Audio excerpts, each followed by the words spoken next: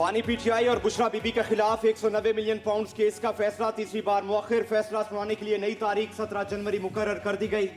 एहतसाब अदालत के जज नासिर जावेद अडयाला जेल से वापस चले गए। बानी पीटीआई और बुशरा बीबी के पेश न होने पर अदालत की बरहमी, जज नासिर जावेद राना ने रिमार्क दिए।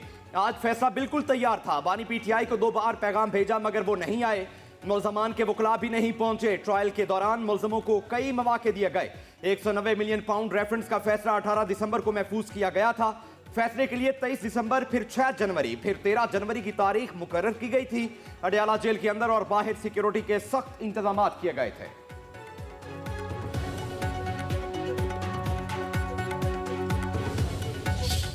हम बिल्कुल तैयार होकर इस नीयत से आए थे कि आज फैसला सुनाया जाएगा, लेकिन ये फैसला जज साहब ने अपनी मर्जी से डेट डाल करके आगे मौखर किया है।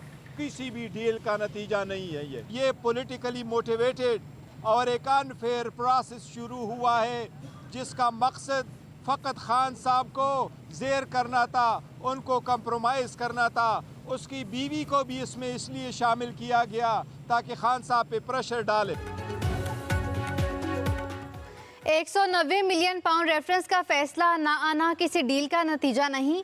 जज ने अपनी मर्जी से फैसला नहीं सुनाया। बानी पीटीआई को दबाव में लाने के लिए केस बनाया गया। ये बेहुदा केस है। इंसाफ हो तो बानी को बाइज्जत बरी होना था। चेयरमैन पीटीआई बैरिस्टर गौहर की अडयाला जेल के बाहर मीडिया से गुफ्तगू। कहा, बानी पीटीआई को केसेस की परवाह नहीं, आइन और जमहूरियत की लड़ाई लड़ रहे हैं। 190 मिलियन पाउंड केस भी खत्म हो जाएगा। सलमान अकरम राजा बोले, मुज़ाकरात और अलकादर केस का आपस में ताल्लुक नहीं। कोई ये तासुर ना दे कि किसी डील की वजह से फैसला मौखर हुआ। बानी पीटीआई अपनी बेगुनाही को अदालत में साबित करेंगे। हम कोई डील नहीं करेंगे। हुकूमत से मुज़ाकरात, इंसाफ, इंसानी हुकूक और जमहूरियत की बालादस्ती के लिए काम कर रहे हैं।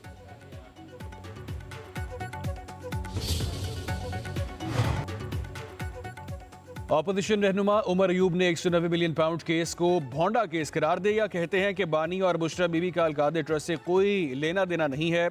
नमल यूनिवर्सिटी, शौकत खानम अस्पताल और अलकादर यूनिवर्सिटी बानी ने बनाई। हुकूमत खुद तो कुछ कर नहीं सकती, इसीलिए एक केस बना दिया।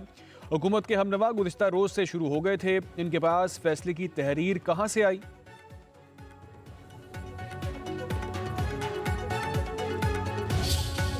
फॉरेन फंडिंग के केस के अंदर तकरीबन जो गैर हाजिरी और ताख़ीर मिलेगी वो आपको 6 साल के ऊपर मुहीत मिलेगी। तोशा खाना के केसेस देखेंगे, रूटीन में 2-2 महीने की तारीखें लेना, मेडिकल सर्टिफिकेट जमा करा देना। जो ताख़ीरी हरबे इस्तेमाल करने की रिवायत है अदालती केसेस के अंदर, इस पे बानी चेयरमैन पीटीआई ने तो मेरा ख्याल है PhD की हुई है। इतने बड़े डाके को 190 मिलियन पाउंड के डाके को इंडोर्स कर रही है काबीना। ये महज इत्तेफाक नहीं था, ये सोचा समझा एक मंसूबा था। ताखीरी हरबों में बानी पीटीआई ने PhD कर रखी है। मुकदमात को तूल देने के लिए तमाम हरबे इस्तेमाल किए गए। झूठ, मुनाफकत, फरेब की सियासत इनका वतीरा है।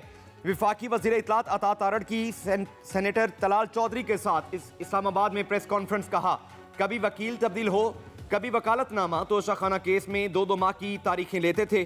सच्चा बंदा कभी ताखीर करता है ना ही तारीख लेता है। काबीना में बंद लफाफा लेकर उसकी अहमियत बताई जाती है। 190 मिलियन पाउंड की करप्शन की तारीख में मिसाल कम ही मिलेगी। कौमी असम्बली में इजहार ख्याल करते हुए अता तारड़ ने कहा, कुरम में लाशें गिर रही थीं और ये विफाक पर धावा बोल रहे थे। पीटीआई रहनुमा आपस में दस्तो गरीबां हैं। उमर अयूब ने एक भी लापता का नाम नहीं लिया। रोज यहां किरदार कुशी करते हैं। ऑपोजिशन हुकूमत को डिक्टेट नहीं कर सकती।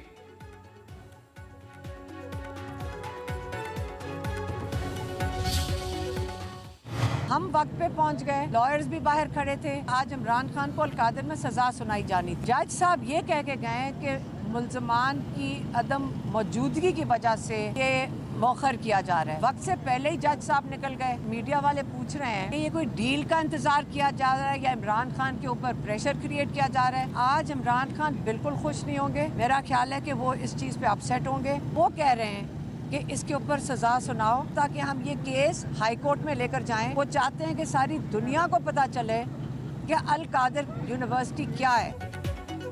बानी पीटीआई को आज सजा हुई थी। मौखर होने पर वो खुश नहीं होंगे।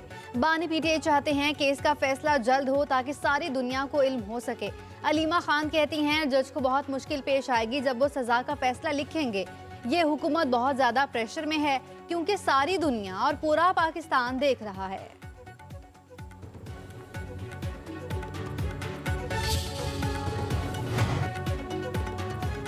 बानी पीटीआई पर मुकदमात गलत नहीं, जो जुर्म किए वो छुपे हुए नहीं। सऊदी अरब से मिलने वाली घड़ी बेची, पैसे अपने पास रखे, बाद में झूठ बोला। सिंध के सीनियर वजीर शर्जील इनाम मेमन का कहना है 9 मई के वाकयात के पीछे बानी पीटीआई थे। सोची समझी साजिश के तहत प्रोपोगेंडा चल रहा है।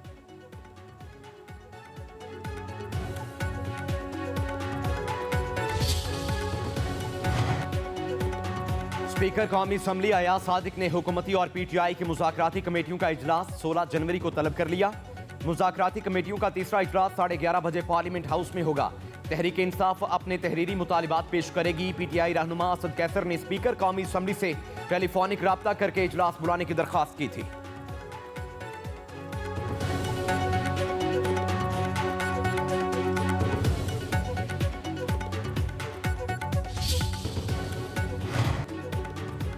वफाकी वजीर ख्वाजा आसिफ ने मुज़ाकरात को ड्रामा करार दे दिया। कहते हैं बानी पीटीआई से किसी भी किस्म की डील नहीं हो रही, इन लोगों से ब्लैकमेल नहीं होंगे, ये संजीदा है, ना ही मुज़ाकरात की कामयाबी उनका मकसद है। ख्वाजा आसिफ का कौमी असम्बली में इज़हार ख्याल कहा, जो रवैया उन्होंने अपनाया क्या उसमें मुज़ाकरात हो सकते हैं? हमसे मुज़ाकरात क्यों कर रहे हैं? अगर ताकत कहीं और है तो ये उन्हें से मुज़ाकरात कर लें।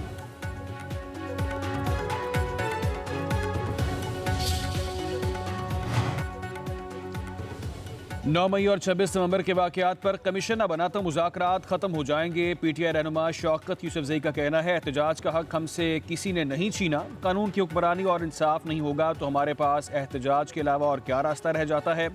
हमारी ख्वाहिश है मुज़ाकरात कामयाब हो जाएं ताकि मुल्क में इस्तेहकाम आए। इंतखाबात 1 साल पहले या 1 साल बाद भी हो सकते हैं।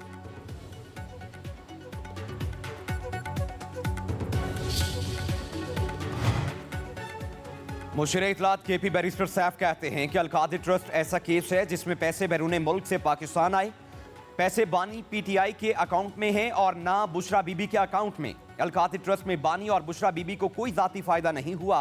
करप्शन वो होती है जिसमें मुल्की पैसा गैर कानूनी तौर पर बैरून मुल्क मुंतकिल किया जाए। कहा बानी पीटीआई ने शरीफ और जरदारी खानदान की तरह पैसा बैरून मुल्क मुंतकिल नहीं किया।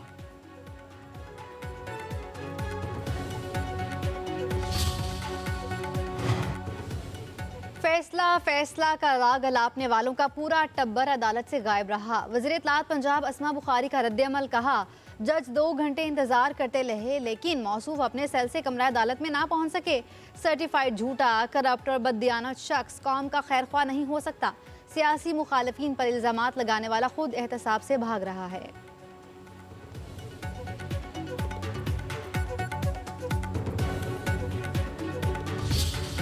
ये ख्याल है कि एनआरओ मिलेगा, एनआरओ तो मिलना नहीं है।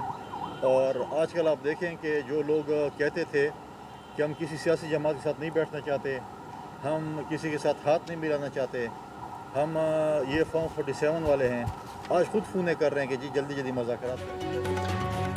बानी पीटीआई को एनआरओ नहीं मिलेगा, उनकी रिहाई का फैसला अदालतों ने करना है। गवर्नर खैबर पख्तूनख्वा फैसल करीम कुंडी की पेशावर में मीडिया से गुफ्तगू, कहा अल्लाह ताला को बड़े बोल पसंद नहीं, पहले किसी पार्टी के साथ बैठने को तैयार ना थे, आज बैठ रहे हैं। मुज़ाकरात सिर्फ संजीदा लोगों के साथ किए जाते हैं।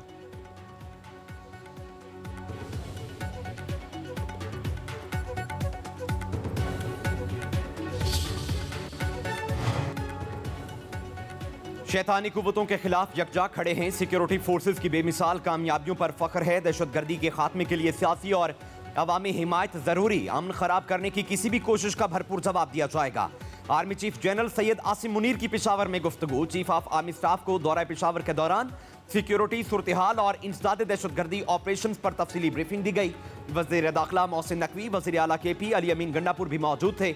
आर्मी चीफ ने पाकिस्तान के मुसल्लह अफवाज और कानून नाफिज करने वाले इदारों के गैर मुतज़लज़ल आज़म और बेमिसाल कुर्बानियों को सराहा। दहशतगर्दों के नेटवर्क की कमर तोड़ने और उनके मज़मूम अज़ाइम को नाकाम बनाने वाले इदारों की कारकर्दगी को खिराज तहसीन।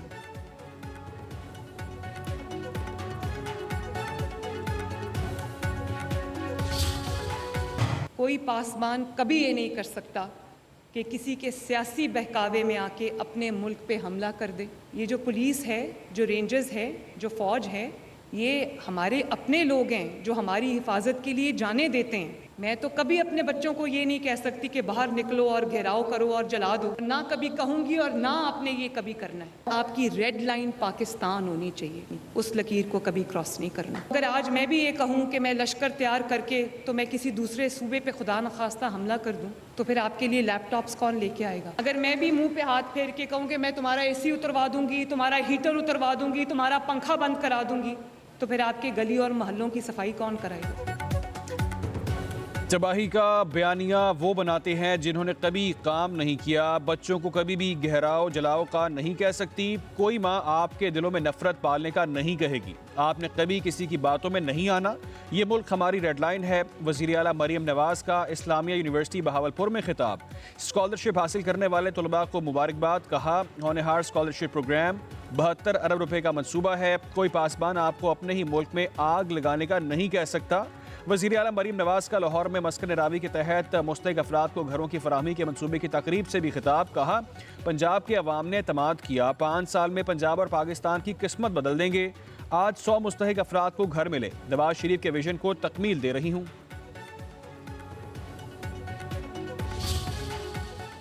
सुबह सिंध को खास तौर निशाना बनाया गया और आपको मीडिया में बच्चों की शराय अमवात था, टिकर के तौर पे और ब्रेकिंग न्यूज़ पे चलता। जो सिंध का शराय अमवात है, बच्चों की जो इन्फेंट मोर्टेलिटी रेट है, उसमें बाकायदा बेहतरी आया है। आगा खान जो कि एक आलमी सतह का हॉस्पिटल प्राइवेट सेक्टर का समझा जाता है, उनका इन्फेंट मोर्टेलिटी रेट 1.4% था और आपका इन्फेंट मोर्टेलिटी रेट 1.2% है।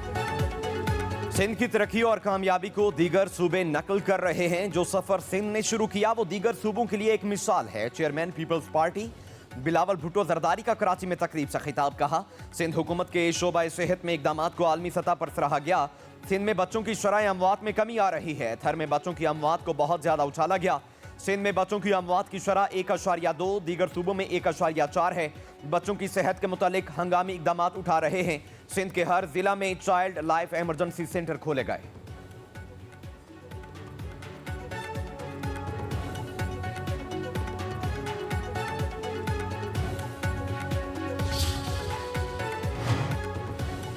छब्बीस नवंबर को एहतजाज केस में बुशरा बीबी की अबूरी जमानत की 3 दरखास्तें मुस्तरद। एडिशनल सेशन जज मोहम्मद अफजल मजोका ने फैसला सुना दिया। बुशरा बीबी की हाजिरी से इस्तिस्ना की दरखास्त खारिज। प्रोसिक्यूटर इकबाल काकड़ ने दलाइल दिए। बुशरा बीबी की तरफ से जमानती मुजल्के जमा नहीं कराए गए। वकील खालिद यूसुफ चौधरी ने जवाब दिया 190 मिलियन पाउंड रेफरेंस के फैसले के लिए बुशरा बीबी ने डियाला जेल जाना है। जज ने रिमार्क्स दिए आप अदालती हुक्म पर अमल नहीं कर रहे। जमानत की दरखास्तें मुस्तरद की जाती हैं।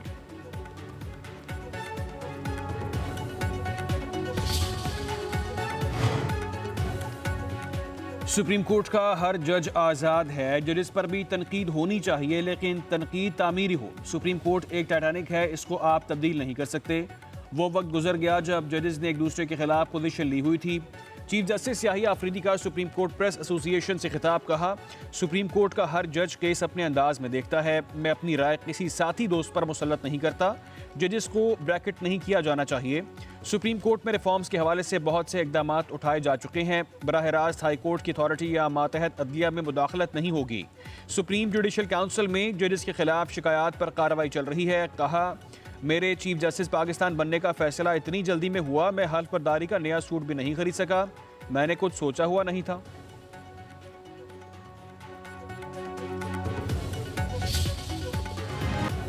क्या सिविलियन का मिलिट्री ट्रायल कोर्ट मार्शल कहलाता है? आम आदमी आर्मी डिसिप्लिन में आता है या नहीं? आर्मी एक्ट के मुताबिक तमाम जुराइम का इतलाक फौजी अफसरान पर होगा। कौन से मुकदमात फौजी अदालतों में मुंतकिल हुए और क्यों हुए? फौजी अदालतों के केस में जस्टिस जमाल मंदोखेल के रिमार्क्स। ख्वाजा हारिस ने दलाइल दिए मिलिट्री कोर्ट्स में कोर्ट मार्शल ही होता है। सिविलियंस का ट्रायल आर्मी एक्ट की सेक्शन D 31 के तहत आता है। फौजी अदालतों को आइन ने भी तस्लीम किया है। जस्टिस मुसरत हिलाली बोली आइन तो बहुत से ट्रिब्यूनल की भी तौसीक करता है, देखना सिर्फ ये है कि कौन से केसेस कहां और कैसे सुने जा सकते हैं। जस्टिस हसन रिजवी ने कहा 9 मई के मुल्जमान का ट्रायल ऑफिशियल सीक्रेट एक्ट में तरमीम के तहत किया गया।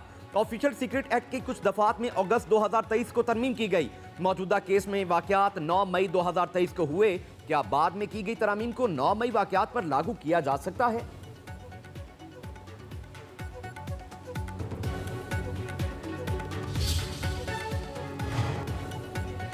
अदलिया मार्शल लॉ की तौसीक करती रही है। क्या गैर आईनी इक़दाम पर जजेस भी आर्टिकल 6 के जुमरे में आते हैं? जस्टिस जमाल मंदोखेल के रिमार्क्स। जस्टिस मुसरत हिलाली ने कहा, अगर कोई आर्मी अफसर आइन को मअतल करता है तो आर्मी एक्ट में आइन मअतल करने की क्या सज़ा है? जस्टिस मोहम्मद अली मजहर ने कहा, परवेज़ मुशर्रफ केस में जजेस के नाम लिए गए थे, संगीन गद्दारी ट्रायल में बादअज़ां जजेस के नाम निकाल दिए गए। ख्वाजा हारिस ने जवाब दिया, आइन के आर्टिकल 6 में आइन को मअतल करने की सज़ा है। फौजी अदालतों के केस की समाअत कल तक मुलतवी।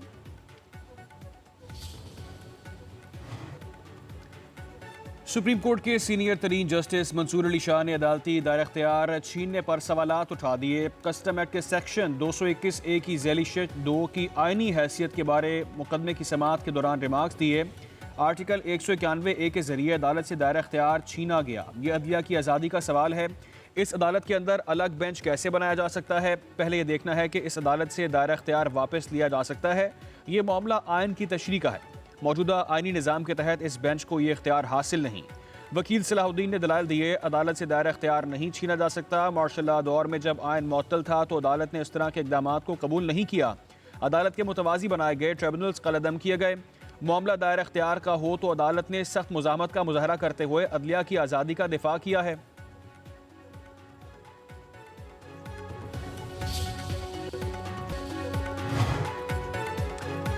पार्टी पॉलिसी के खिलाफ बयानबाजी तहरीक इंसाफ का शेर अफजल मरवत को एक बार फिर शो कॉज नोटिस। जवाब दिए जाने तक मीडिया पर पार्टी की नुमाइंदगी से रोक दिया गया।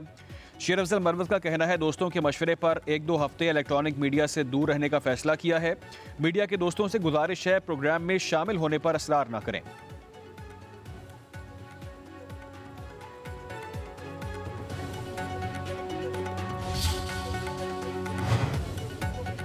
मुल्क में शदीद सर्दी की लहर बरकरार। पहाड़ी इलाकों में बर्फबारी के बाद मौसम ठंडा ठार। लेह गोपस अस्तौर का पारा -10 तक गिर गया। बगरोड कालाम गिलगित में -6 डिग्री रिकॉर्ड किया गया। पंजाब के मैदानी इलाकों में धुंध, मोटरवे कई घंटे बंद रही।